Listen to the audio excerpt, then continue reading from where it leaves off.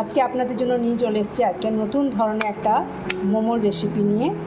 এই ধরনের মোমোর রেসিপি আমি ইদানিং দেখছিলাম প্রচণ্ড ট্রেন্ডে আছে, তাই আমি ভাবলাম যে আমি বা কেন পিছনে থাকি, আমি একটু ট্রাই করি। তাই চলে এলাম আপনাদের কাছে নিয়ে এই নতুন স্টাইলের একটা মোমোর রেসিপি নিয়ে। কোনো আটা মাখা, রুটি বেলা এই ধরনের কোনো ঝঞ্ঝাট ছাড়াই শুধু পুরটা রেডি করেই সঙ্গে সঙ্গে মোমো রেডি। চলুন আপনাদের দেখাই এটা কিভাবে করব। গাজরটা আমি চপ করে নিয়েছি, চপ নিলাম। বাঁধাকপি এবার নেব। বাঁধাকপিটাকে আমি ছোটো ছোটো একটু পিস করে দিয়ে দিই।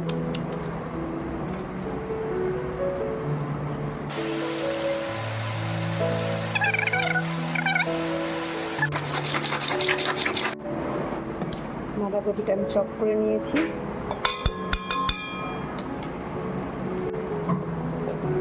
সয়াবিনটা আমি চপ করে নেব।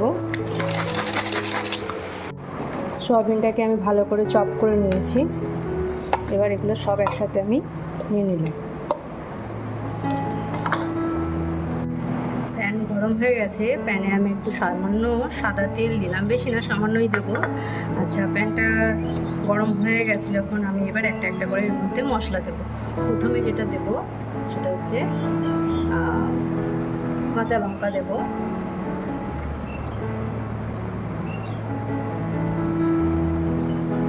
তেলের মধ্যে আমি কাঁচা লঙ্কা কুচনো দিলাম।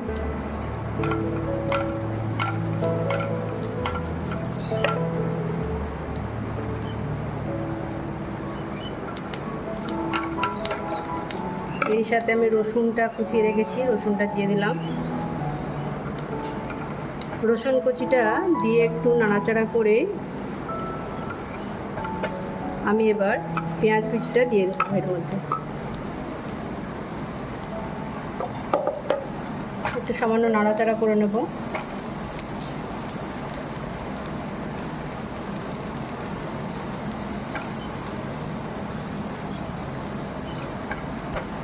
একটু নেড়ে চেড়ে নিয়ে আমি এবার যে গ্রেট করে রেখেছি সয়াবিন, গাজর, বাঁধাকপি, সেটা আমি এর মধ্যে দিয়ে দেব।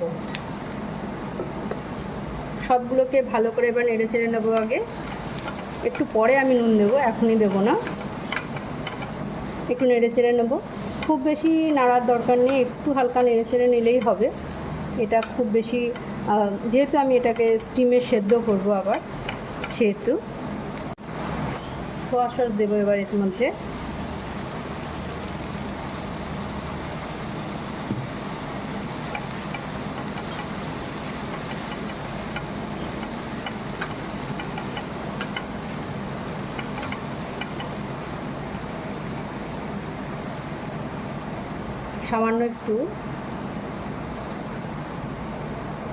সামান্য একটু ভিনিগার দিচ্ছি।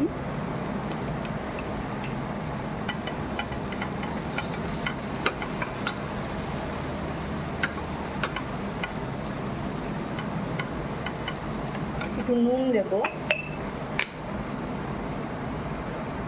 যেহেতু সোয়া সসে নুন থাকে তাই সামান্য একটু নুন দেবো, বেশি না। এটা হয়ে গেছে, আমি এবার নামিয়ে নেব। আচ্ছা, আমি গ্যাস থেকে প্যানটা নামিয়ে নিয়েছি। প্যান থেকে নামিয়ে নেওয়ার পরে এর সাথে আমি পনির অ্যাড করে দিলাম। পনিরটা আমি ঘরেরই পনির দিয়েছি, ঘরে আমি ছানা কেটে করেছিলাম, দুধ থেকে ছানা কেটে আমি পনির করেছিলাম, সেটাই আমি এর সাথে অ্যাড করে দিলাম। খুব ভালো করে আমি এটাকে মাখিয়ে নেব। এবার আমি এরকম ছোট ছোট বলের মতো তৈরি করে নিচ্ছি। দেখুন, সবগুলো আমি এরকম করে বলের মতো তৈরি করে নেব। আচ্ছা, আপনাদের বলে রাখি, আমি কিন্তু মন্ড বানাতে গিয়ে দেখছিলাম ছেড়ে ছেড়ে যাচ্ছিল, মন্ডটা খুব ভালো বানানো যাচ্ছিল না। তার জন্য আমি এই মিক্সিং যেটা করেছি, সবজির যে চপিং যেগুলো করেছি, তার সাথে আমি একটু চালের আটা মিক্স করে দিতে মন্ডটা বেশ, এই ডোটা মানে এই লাড্ডুটা ভালো হচ্ছে। আপনারাও যদি দেখেন যে কোনোভাবে এটা এরকম করে লাড্ডু হতে চাইছে না, ছেড়ে ছেড়ে যাচ্ছে, তাহলে ওর মধ্যে একটু চালের আটা মিক্স করে দেবেন। লাড্ডু বানানো কমপ্লিট হয়ে গেছে। আমি একটা বলে চালের আটা নিয়েছি, জল নিয়েছি, প্লেট নিয়ে নিয়েছি। প্রথমে আমি এই লাড্ডুগুলোকে এই চালের গুঁড়ির মধ্যে এরকম করে ভালো করে আমি মাখিয়ে নেব। মাখিয়ে নিয়ে এই জলের মধ্যে ফেলে দেব। ঠিক এই অবস্থাতে আবার তুলে নিয়ে আবার আমি এই চালের আটার মধ্যে দিয়ে দেবো। করলাম, আর একবার আমি এরকম সেম প্রসেস করব এবং আবার আমি এটা চালের আটার মধ্যে দিয়ে দিলাম।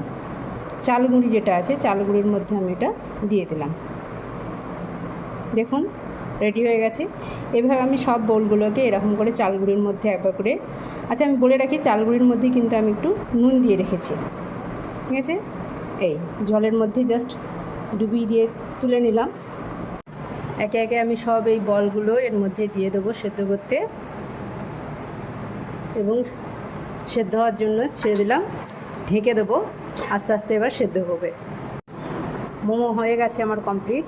আমি এবার একটা একটা করে এখান থেকে তুলে নেব প্লেটে। এই নতুন ধরনের মোমোর যে রেসিপিটা আমি যেটা আপনাদের সাথে শেয়ার করলাম, অবশ্যই ঘরে একবার এটাকে ট্রাই করবেন। খেতে কিন্তু খুব সুন্দর হয়েছে। আপনারা এটা ট্রাই করবেন, কেমন লাগলো করার পরে সেটা অবশ্যই জানাবেন। আপনাদের উত্তরের অপেক্ষায় আমি থাকব।